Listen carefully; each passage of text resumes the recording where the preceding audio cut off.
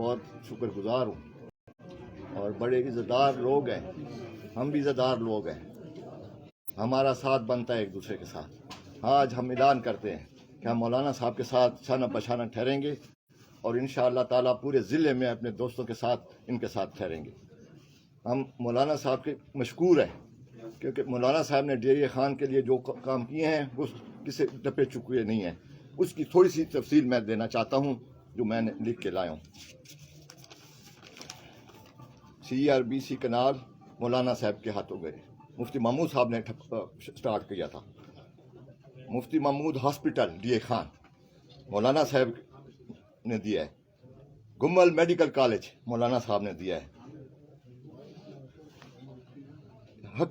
Hakla motor وے، یہ کل پرسوں کی بات ہے، 5-6 MNs میرے ساتھ بیٹھے ہوئے تھے لاہور میں، تو کہتے ہیں مولانا صاحب ہمارے سے لے، میں نے کہا ہم ڈی خان کے لوگ بھی تو انسان ہیں، ہمیں بھی تو چاہیے ہمارے ضلع کے لیے۔ Bypass Dera Ismail Khan, upgradation of civil hospital Dera Ismail Khan. سب سے زیادہ جو ہمیں مولانا صاحب نے ڈی خان کو ایک تحفہ دیا ہے، دیٹ از سوئی گیس۔ سوئی گیس ہمارے بچے جو تھے وہ لکڑی اور اسے جلاتے تھے، اور سوئی گیس آج گھر گھر میں ماشاءاللہ ان کے محنت ہے۔ ڈی خان کا میڈیکل کالج، ڈیرہ بورڈ، سارے ڈی خان کے کام ہمارے مولانا صاحب فخر ڈیرہ نے کیے ہیں، اور انشاءاللہ میں، میرا بیٹا، ہماری ساری فیملی ہم اس کے ساتھ ٹھہر گئے ہیں۔ انشاءاللہ تعالیٰ اپنے بھائی جیسے حکم فرمائیں گے، ہم ان کے ساتھ جماعت کا جو حکم ہوگا ہم اس کے پابند ہیں۔ بسم اللہ الرحمن الرحیم۔ میں سب سے پہلے تو ساری پریس کا میں بہت شکر گزار ہوں سر، بسم اللہ مہربانی سے پریس۔ بسم اللہ الرحمن الرحیم۔ میں سب سے پہلے تو حضرت مولانا فضل الرحمان صاحب کا، اور ہمارے بھائی مولانا لطف الرحمان صاحب کا، اور میرے بھائی مولانا اسد صاحب کا، عبید بھائی، ضیاء بھائی، ساروں کا میں بہت نہایت مشکور ہوں کہ انہوں نے ہماری کافی ذہن سازی بھی کی، اور ہمیں انہوں نے بڑی عزت دی، ہمارے پاس تشریف بھی لائے، اور انشاءاللہ تعالیٰ اللہ کے حکم سے ہم اپنا جو 20-25 سال کا ہمارا سیاسی کیریئر تھا، جو ہمارے خاندان کی خدمات تھیں، وہ ڈی خان میں کسی سے بھی ڈھکی چھپی نہیں ہیں، چاہے وہ الیکشنز کے حوالے سے ہوں یا ڈی خان ایز اے ڈیرے وال جو ہماری خدمت ہے۔ انشاءاللہ تعالیٰ میں مولانا صاحب کا نہایت مشکور ہوں۔ جیسے والد صاحب نے کہا کہ جتنے بھی شکر الحمدللہ میگا پروجیکٹس ہیں، جتنی بھی چیزیں جو ڈی خان میں آئی ہیں، وہ تقریباً ساری کی ساری ہی مولانا صاحب کے فیض سے آئی ہیں۔ میں یہاں ضرور یہ بات کروں گا کہ جو خاص کر میں اپنے ڈیرے وال بھائیوں کو، ڈیرے کے لوگوں کو یہ لازمی کہنا چاہوں گا کہ ڈیرے وال بھراؤ، یہ واحد مولانا صاحب ہن کہ جیڑا پورے پاکستان کو جوڑی کھڑے۔ ابھی بھی جو ہمارا یہ سارا سیٹ اپ ہوا ہے، اس کے اندر شکر الحمدللہ ڈیرہ اسماعیل خان کو یہ اعزاز حاصل ہے کہ جتنی بھی الیکٹڈ لوگ ہیں وہ سارے کے سارے ڈیرہ اسماعیل خان کے شکر الحمدللہ مولانا صاحب کے پیچھے ٹھہرے ہوئے ہیں، پورے پاکستان کے۔ انشاءاللہ تعالی ہم مولانا صاحب کے ساتھ انشاءاللہ تعالی شانہ بشانہ ہوں گے، اور انشاءاللہ ہمارے بزرگ ہیں انشاءاللہ تعالی اسد بھائی، ان کے ساتھ انشاءاللہ تعالی، اور ہماری کوشش یہ ہوگی کہ انشاءاللہ تعالی ہم ان کے ساتھ اپنے بال سفید کریں انشاءاللہ تعالی۔ بڑی مہربانی۔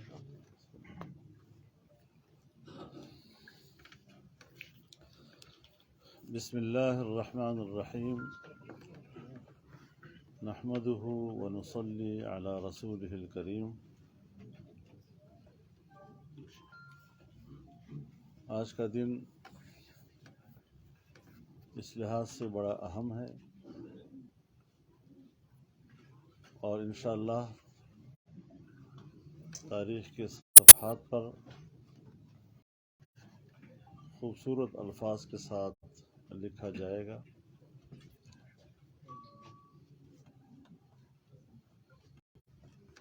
علیزئی خاندان کے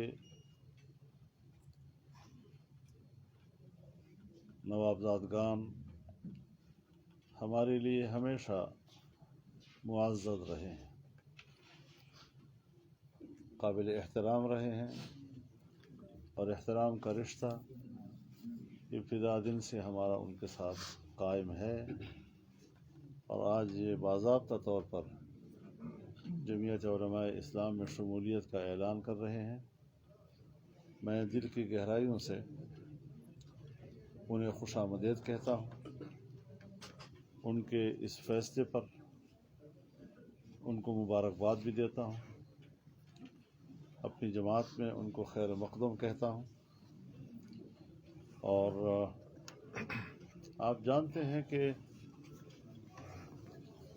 جمعیت علماء اسلام نے اپنی سیاست کو کسی مسلکی دائرے میں محصور نہیں رکھا ہے، بلکہ شریعت اسلامیہ کی انسانی خدمت کے پہلو اور جدید دور کے تقاضوں کے مطابق ترقی کے مراحل کو اپنایا بھی ہے، بڑھایا بھی ہے، اور آج پورے ملک میں جمعیت علماء اسلام کو ایک بڑی عوامی قوت کے طور پر تسلیم کیا جاتا ہے۔ پاکستان ہمارا وطن ہے، اس وطن کی سالمیت، اس وطن کا بقا، اس وطن کا استحکام، اس کا سیاسی استحکام، اس کا معاشی استحکام، اس کا دفاعی استحکام، یہ ہمیشہ ہماری منزل رہی ہے، اور اس حوالے سے ایک جو دین اسلام کا ایک امیج ہے خدمت انسانیت کا، خوشحال معیشت کا، لوگوں کے انسانی حقوق کے تحفظ کا، امن کو یقینی بنانے کا، اس راہ پر جو ہمارا سفر چل رہا ہے، اور پاکستان کی اس وقت بڑی شخصیات اس جماعت کی طرف رجوع کر رہی ہیں، اس سے انشاءاللہ جمعیت کا مستقبل روشن ہوگا، اور ہم عوام کے اس اعتماد میں اور اضافہ کریں گے، اور انشاءاللہ العزیز یہ کامیابی کا سفر آگے بڑھے گا۔ جہاں تک ہے ڈیرہ اسماعیل خان کا تعلق، ظاہر ہے یہ ہماری دھرتی ہے، ہمارے رگ و ریشے میں اسی مٹی کا خمیر موجود ہے۔ اس سے محبت اپنی ماں سے محبت کے برابر ہے، اور اس کی ترقی کے لیے یہ ہم نہیں بلکہ حقیقت یہ ہے کہ حضرت مفتی صاحب رحمہ اللہ نے یہی تعلیمات ہمیں دی کہ غریب کو غریب رکھ کر اپنے دروازے کا بھکاری بنانا، اس نظریے کو ختم کرنا ہے، اور خطے کو اتنی ترقی دینی ہے کہ عام آدمی اپنے پاؤں پہ کھڑا ہو سکے۔ یقیناً ہم ایک پسماندہ علاقہ ہے، ایسا پسماندہ علاقہ کہ جو بنیادی انسانی ضرورت سے بھی ہم محروم ہیں، ہمارے دامان کے بہت سے دیہات آج بھی پینے کے پانی، صاف پانی سے محروم ہیں، بجلی کی سہولت سے محروم ہیں، سڑک کی سہولت ان کو نہیں ہے، آمد و رفت کی سہولتیں ان کو نہیں ہیں۔ ہر چند کے ہم بہت آگے بڑھے ہیں، لیکن تاہم ابھی بھی انسانیت کو خدمت کی ضرورت ہے۔ تو اس حوالے سے جو سی پیک کا نواب صاحب نے ذکر کیا، انشاءاللہ جو اعلان میاں نواز شریف صاحب کے زمانے میں ہوا تھا، ابھی انشاءاللہ 26 دسمبر کو پرائم منسٹر جناب شہباز شریف صاحب اس کے اگلے مرحلے کا افتتاح کریں گے انشاءاللہ، اور یہ منصوبہ اس وقت روڈ تک جائے گا، ایک نیشنل ہائی وے کی صورت میں، جبکہ سگو تک تو ابھی فی الحال ہم موٹر وے یا سی پیک کی صورت میں آگے بڑھیں گے جی۔ اور اس طریقے سے ہمارے جو دامان کی زمین ہے، ہمارے پاس اس وقت 12 لاکھ ایکڑ اراضی بیک وقت ایک ہی جگہ میں اپنے وسائل کے ساتھ، پانی کے وسائل کے ساتھ نہری زمینیں بننے کی صلاحیت رکھتا ہے۔ تو اس حوالے سے بھی فرسٹ لفٹ کینال، چشمہ ریڈ بینک کینال کی دوبارہ بحالی اور ٹانگزام کے منصوبے ہماری نظر میں ہیں۔ گوملزام پہلے سے بن چکا ہے اور اس کو مزید چینلائز کرنے کی ضرورت ہے۔ تو یہ تمام چیزیں وہ ہیں کہ جس پہ ہم آگے بڑھنا چاہتے ہیں۔ انشاءاللہ یہ پورا خطہ جس کو دنیا پسماندہ علاقہ کہتی ہے، لیکن ہمارا وہ خواب شرمندہ تعبیر ہوگا جب میں کسی زمانے میں اپنے لوگوں سے کہا کرتا تھا کہ انشاءاللہ ڈیرہ اسماعیل خان پاکستان کی ایک تجارتی جنکشن بنے گا، ایک تجارتی مرکز بنے گا۔ آج ہم اس کی طرف بڑھ رہے ہیں، ہم اس کے اب قریب پہنچ چکے ہیں کہ ڈیرہ اسماعیل خان میں ایک بہت بڑا 20,000 کنال سے زیادہ کی زمین پر ایک صنعتی علاقہ قائم کیا جائے۔ ہمارا جو علاقہ ہے جو ایگریکلچر کے لیے انتہائی مفید ہے، ہم ایگریکلچر کے حوالے سے بھی یہاں پر ایک ایگریکلچر انڈسٹری کو ڈیولپ کر سکتے ہیں۔ اس کی طرف بھی لوگ انویسٹمنٹ کرنے کے لیے تیار ہیں،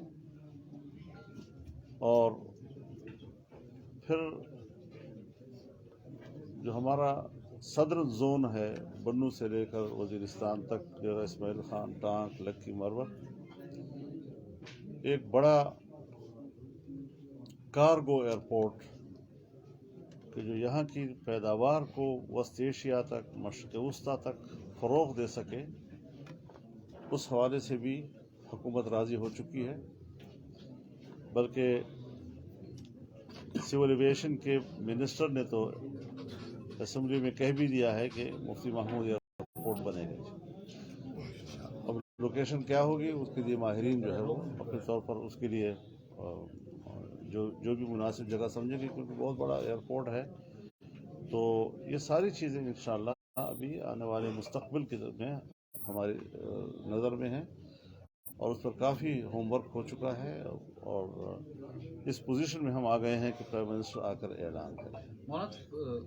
جی مولانا صاحب، صورتحال یقیناً ڈی خان میں آپ سمیٹ رہے ہیں سیاسی طور پر، انتخابات کی شاید آپ کو بھی آمد محسوس ہو رہی ہے۔ کیا منظر نامہ ہے اس وقت پاکستانی سطح پہ کہ پاکستان میں آنے والے دنوں میں کیا ہو رہا ہے؟ کیا اسمبلیاں تحلیل ہو رہی ہیں، کی جائیں گی؟ آپ ہونے دیں گے، نہیں ہونے دیں گے؟ کیا منظر نامہ دیکھ رہے ہیں آپ؟ میں حضرت چونکہ اسی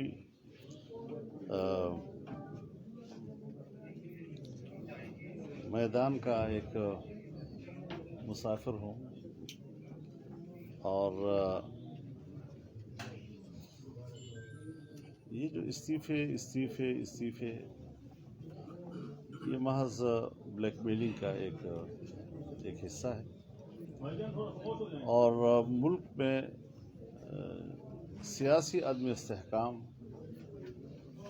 ایک اضطراب کا ماحول، انریسٹ ملک میں پیدا کرنا، یہ اس کا ایجنڈا ہے. یعنی یہ کوئی ڈھکی چھپی بات نہیں رہی ہے، اس پہ تعمیر کی کوئی اہلیت نہیں ہے اور حماقت کے نتیجے میں تخریب آسان ہو جاتا ہے. تو اس تخریب کی طرف ان کی توجہ ہے، اس میں اسی کی دلچسپی ہے. کوئی ترقی، کوئی ملک. میں یہ کہتا ہوں ان کو کہ خان صاحب آپ ہم پہ تنقید بعد میں کریں، لیکن اپنی کارکردگی پہلے بتائیں لوگوں کو. 3.5 سالہ کارکردگی بتاؤ، تمہاری کارکردگی ہے کیا؟ میں نے پچھلی پریس کانفرنس میں بھی آپ کو یہ جواب دیا تھا کہ مجھے بھی یہ خیال نہیں تھا کہ ہم اس قدر دلدل میں جا چکے ہیں کہ جتنا ہم نکلنے کی کوشش کر رہے ہیں اتنا ہمیں وہ کھینچ رہا ہے ڈبونے کے لیے. تو اس سارے صورتحال ایک بڑے چیلنج کے طور پر، اور اس میں بھی وہ مزید حکومت کے لیے مشکلات پیدا کرنے کی سوچ رہا ہے. لیکن انشاءاللہ العزیز ہم سمجھتے ہیں کہ ملک کا مستقبل روشن ہے. محنت کرنی پڑے گی، چیلنجز کا مقابلہ کرنا پڑے گا، بہتری کی طرف ہمیں آگے بڑھنا پڑے گا اور اس ذہنیت کو ہمیں شکست دینی ہوگی جس ذہنیت نے پاکستان کو یہاں تک پہنچا. توشہ خانہ کے حوالے سے یہ جو باتیں ہو رہی ہیں، توشہ خانے کی بات کی جاتی ہے، مگر وہی الزامات پہلے عمران خان صاحب لگایا کرتے تھے. اب آپ کی طرف سے یا پی ڈی ایم حکومت کی طرف سے عمران خان پہ الزامات لگائے جا رہے ہیں، مگر نہ تو کوئی ان پہ مقدمات بنائے جا رہے ہیں، نہ انہیں عدالت میں لایا جا رہا ہے، اور نہ ہی کوئی عملی اقدامات محض پریس کانفرنس سے ہو رہی ہیں جو کہ منسٹر. مولانا صاحب اسی کے ریلیٹڈ یہ ہے، یہ عمران خان صاحب کے اوپر سائفر والی کہانی ہے. اس کے آگے آپ دیکھیں توشہ خانہ، روزانہ کی بنیاد پر نیا ایشو جو ہے اس کے ساتھ جوڑا جاتا ہے.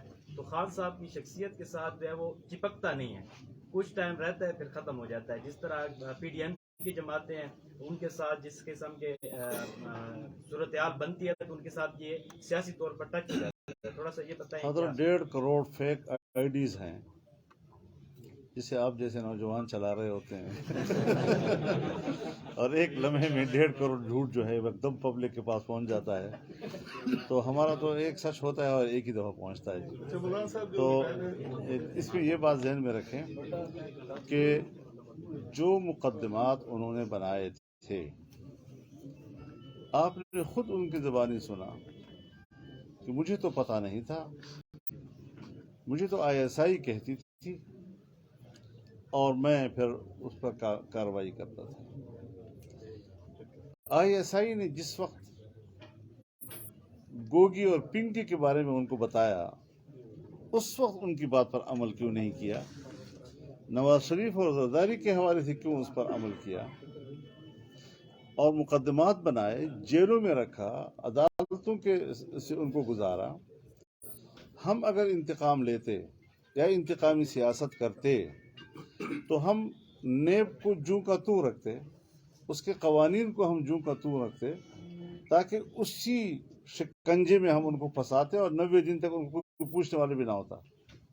لیکن ہم نے جس طرح نظریہ دیا تھا کہ نیب کا قانون غلط ہے، جابرانہ ہے، آمریت کی علامت ہے اور اس کی شناخت ہے، ہم نے فوراً پہلے وہی کام کیا کہ اس کو ہم نے اصلاح کی اور اس کی جو جابرانہ پہلو تھا اس کو ہم نے ختم کر دیا. اب ظاہر ہے کہ اب روز روز تھوڑا ایکسپوز ہونے دو. سائفر لوگوں کو سمجھ میں نہیں آتا کہ سائفر کیا ہے. خط ہے، خط ہے، خط کیا خط ہے؟ اب کہتا ہے کہ یار خط کی بات کیا کرو، بس اسے بھول جاؤ نا، ختم ہو جاتی ہے. بھائی کیسے بھول جائے؟ اتنی بڑی سازش امریکہ میں ہوئی، پھر امریکہ کے خلاف جیسے ہم اینٹی امریکن تصور کیے جاتے ہیں اور ہماری وہ نقالی کرتے ہوئے حقیقی آزادی اور امریکہ کے خلاف بات کرنے لگا اور پھر کہا میں امریکہ سے دوستی چاہتا ہوں. پھر امریکہ کے اندر اس نے جو لابیسٹ فورم ہائر کیا ہے وہ کیا ہے؟ وہی ہے کہ جس نے جو بائیڈن اور عمران خان کے ایجنڈے کو ایک کر دیا ہے. وہ بھی سپیک کا مخالف تھا ہے. یہاں تک کہ ہمیں میدان میں نکلنا پڑا, ہمیں میڈین مارچ کرنا پڑا کراچی میں, اور اس میں ہم نے فلسطین کے علماء کو, وہاں ہم نے مسجد اقصیٰ کے خطیب کو, لبنان کے علماء کو اسکرین پر لا کر قوم سے مخاطب کرایا. میں نے اس کا جواب عربی تقریر میں دیا, اور تب جا کر یہ گرد بیٹھی ہے. اس قسم کی سازشیں ملک میں لانا اور ایجنڈا ملک میں لانا, اور ہم نے جس طرح مقابلہ کیا ہے اس کا, تو عالمی استعمار کا مقابلہ کرنا. اور ہمیں اس نے پابند کر دیا تھا کہ صرف ایک ہی دنیا کے مفادات کا ہم نے آماجگاہ بننا ہے.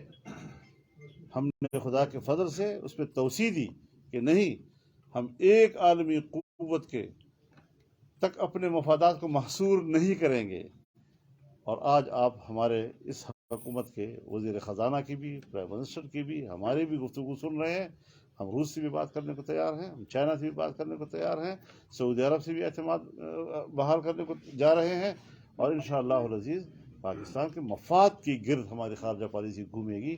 ایک بڑی طاقت کے مفادات کے لیے ہماری خارجہ پالیسی نہیں بنے گی. یہ بتائیے گا کہ پاکستان کی اگر سیاسی تاریخ پر نظر ڈالی جائے تو ہر جو اپوزیشن جماعت ہے وہ اسٹیبلشمنٹ سمیت ایک مخصوص ادارے پر سیاست میں مداخلت کا الزام عائد کرتی چلی آ رہی ہے. کیا آپ سمجھتے ہیں کہ اب وہ مخصوص ادارہ سیاست میں ملوث نہیں ہوگا؟ دیکھیے, میں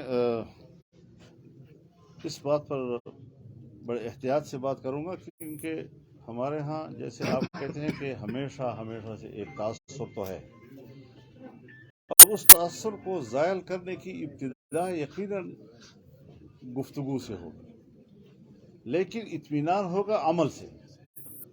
جب تک عملی طور پر ان کی پالیسیاں ایسی نظر آ جائیں گی, اور جیسے کہ رفتہ نظر آ بھی رہی ہے, اور ہر چیز تدریجی طور پر ہی ہوتی ہے, تو اگر انہوں نے ایک آئیڈیا دے دیا ہے اور اس آئیڈیا کے تحت وہ تدریجی طور پر اپنے پیشہ ورانہ ذمہ داریوں تک خود کو محدود کرتے ہیں, تو ہم ویلکم کہیں گے. ہم اس کو آگے بڑھائیں گے. جمہوریت میں تدریجی اصلاحات کا نام ہے. یہاں پر کوئی انقلابی اصلاح جو ہے وہ جمہوری ماحول کے اندر مناسبت نہیں. مولانا صاحب, پی ڈی ایم کی حکومت وفاق میں ہے اس وقت, اور صوبائی حکومت کہہ رہی ہے کہ وفاق جو ہے صوبے کے بقایا جات ادا نہیں کر رہا ہے, صوبہ ڈیفالٹر ہو گیا. تو سر اس حوالے سے کیا کہیں گے, کیا واقعی وفاق صوبے کے بقایا جات ادا نہیں کر رہے؟ اپنی ناکامیوں کو ہمارے سر نہ تھوپیں. وفاق جب آپ کے پاس تھا تو ہمارے پاس اسٹیٹ بینک میں 24 ارب ڈالر کا ذخائر تھے. جب ان کے پاس آیا تو یہ جاتے ہوئے 2.5 ارب ڈالر چھوڑ گئے. تنخواہوں کے پیسے ہمارے پاس نہیں تھے. اب دوبارہ 7-8 ارب تک ہم پہنچ گئے ہیں, اور انہوں نے جو ہے قرضوں پہ قرضے لے کر پہلے وفاق کی سطح پر ملک کو تباہ و برباد کیا, اور پوری تاریخ میں پاکستان نے اتنے قرضے نہیں لیے تھے جو انہوں نے 3 سال میں لیے. اب MMA کے زمانے کے قرضے آپ دیکھ لیں, اس کے بعد ANP کی حکومت آئی, اس کے قرضے دیکھ لیں, اور پھر اس کے بعد آپ ان 3 سالوں میں 7 سالوں میں جو قرضے لیے ہیں وہ دیکھ لیں. آسمان زمین کا فرق ہے. تو اس طرح ملک کو کنگال کرنا اور دوسروں کے اوپر تھوپنا, وہ سمجھے بات کہ آج بھی تمام ترقیاتی منصوبے جو آپ کے صوبے میں جا رہے ہیں اور میگا پروجیکٹ جا رہے ہیں, وہ آج بھی آپ کی وفاقی اخراجات سے ہو رہے ہیں, صوبائی اخراجات سے نہیں ہو رہے ہیں.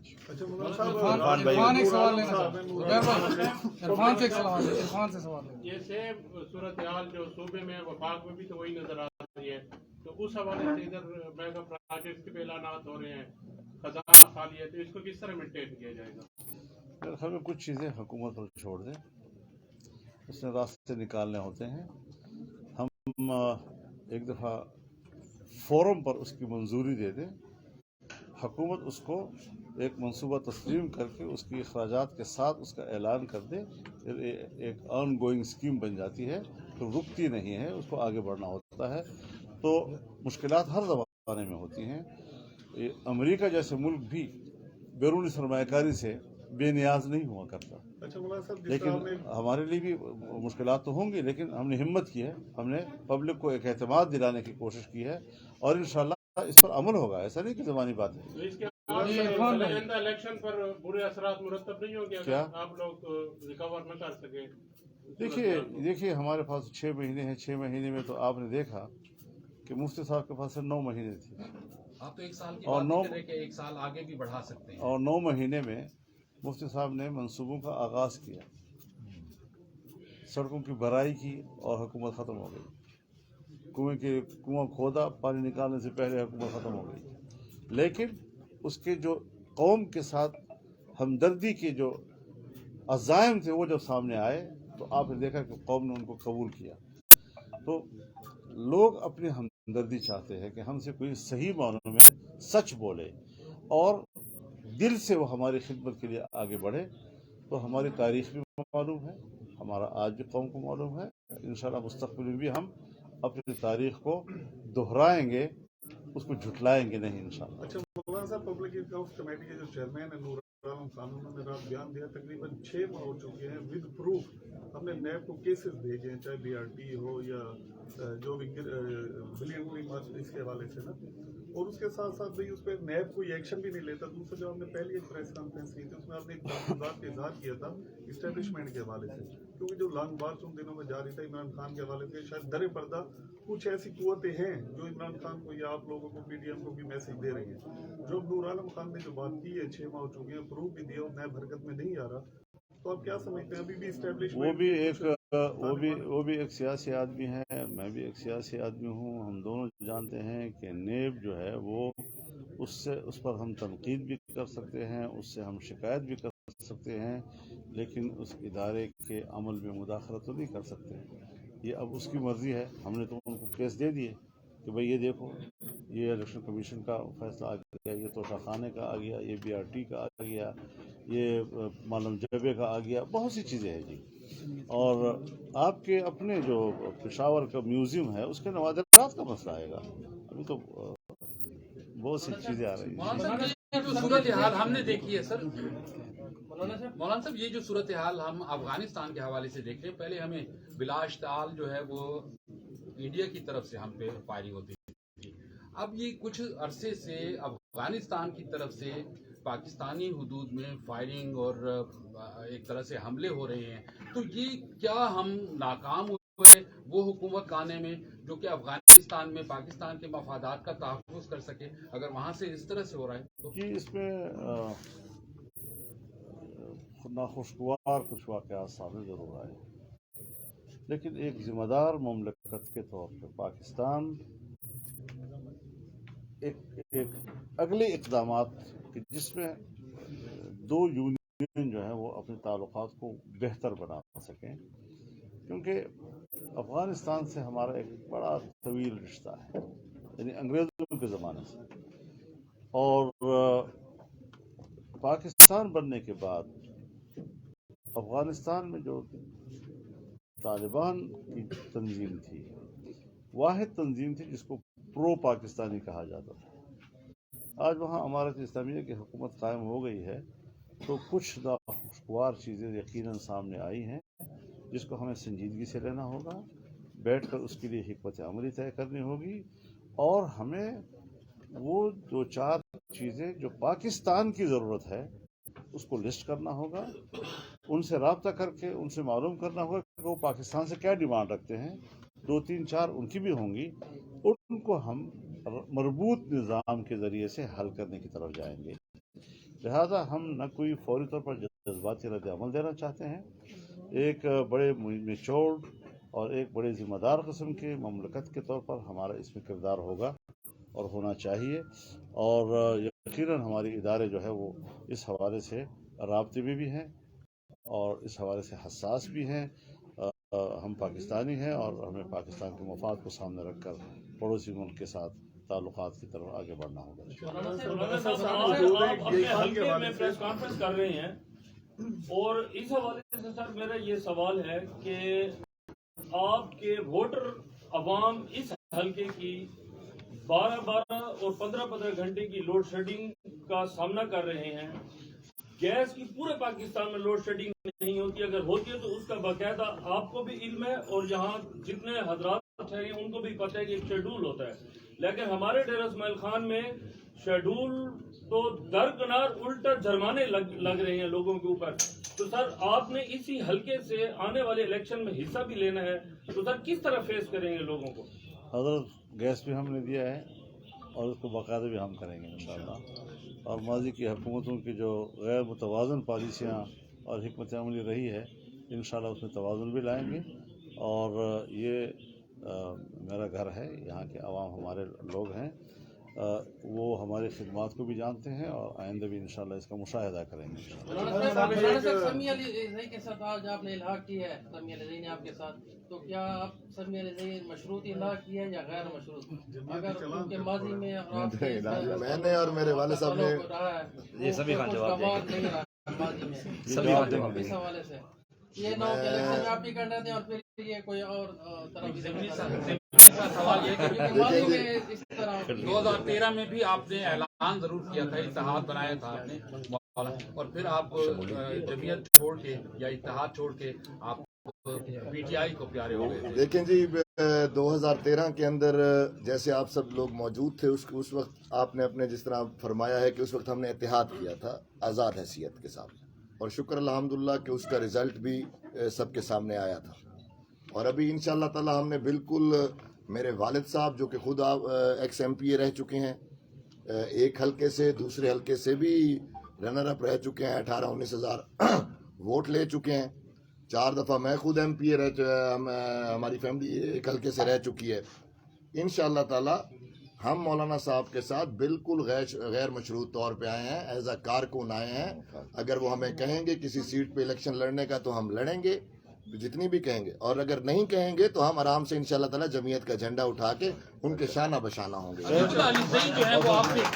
बात सुने ना, बात बुनियादी ये है कि पहले था हमारा लोकल इंतखाबी इत्तेहाद, अब ये बाकायदा जमीयत में शामिल दाढ़ी भी रखेंगे माशाल्लाह। हम जमीयत का उसके लिए उन्होंने कहा मैं गैर मशरूत आ रहा हूँ। आपके लिए भी कोई शर्त नहीं है।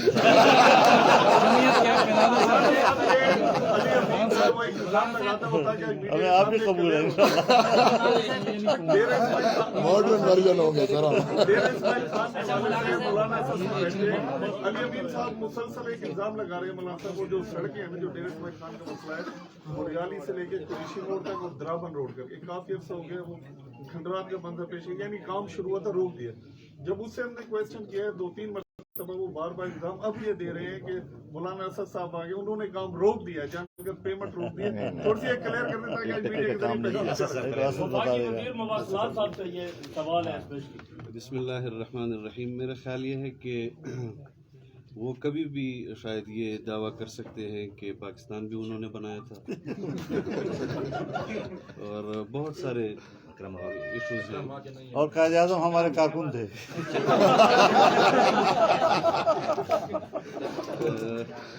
तफसील आपको बता दी है मेगा प्रोजेक्ट्स के हवाले से भी।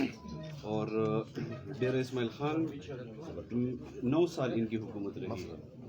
9 साल की हुकूमत में कोई एक मेगा प्रोजेक्ट या कोई एक मंसूबा सिवाय ये जो घोड़े लगाए हैं, कोई आप बता दें तो मैं आपकी बात को भी तस्लीम कर लूँगा। इंशाअल्लाह ये तमाम जो मंसूबे जमीयत उलमा ने शुरू किए थे, यारक तक हम मंसूबा लेकर आए, यारक से भी आगे सिपैक का मंसूबा हम बढ़ाएंगे इंशाअल्लाह। और जो डुअलाइजेशन थी रोड की मियां नवाज शरीफ साहब के दौरे हुकूमत में, उसके बाद शायद खाकान अब्बासी साहब ने उसका इफ्तिताह किया, उसको रोक दिया गया कोहाट से गंबीला तक और फिर गंबीला से रमक तक। उसका भी इंशाअल्लाह हम आगाज़ करने जा रहे हैं। दरावन से रमक तक का भी इंशाअल्लाह हम आगाज़ करने जा रहे हैं। मुफ्ती महमूद चौक से शेख यूसुफ चौक तक भी डुअलाइजेशन पर काम अवार्ड हो चुके हैं। और यहाँ पर भी आपको मालूम है कि जो टेंडर लिए गए थे वो टेंडर भी उनके ही ठेकेदार ने लिए थे, जो मशहूर ज़माना ठेकेदार है DE खान का। اور وہ خود لیٹیگیشن میں گئے، خود انہوں نے کہا کہ ہمیں نقصان ہو رہا ہے. تو ذرا آپ بھی تحقیق کر لیا کریں کہ وہاں کب وہ ٹینڈر کب ایوارڈ ہوئے تھے اور لیٹیگیشن میں یہ کب لوگ گئے تھے. ان کے اپنے دور حکومت میں گئے تھے.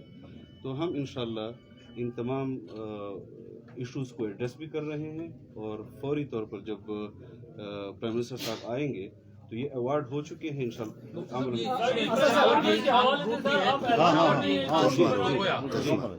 چشمہ روڈ سر، چشمہ روڈ بائی پاس، اگر یہ فلائی اوور بائی پاس جمعیت علماء نے بنایا، اس کی ایکسٹینشن بھی چشمہ روڈ تک جمعیت علماء کر رہی ہے، جس کا بھی وزیر اعظم صاحب میں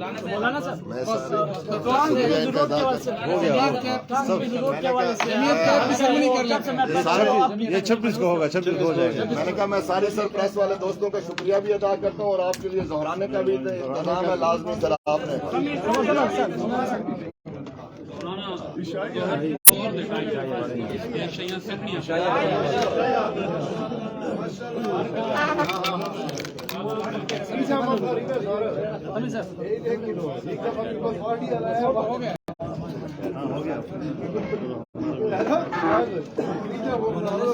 اول کو پی ٹی آئی بلان غړي ورپاته دي شکر د جمعیت ته راشي دومره پیسې دی دا نور خیر ده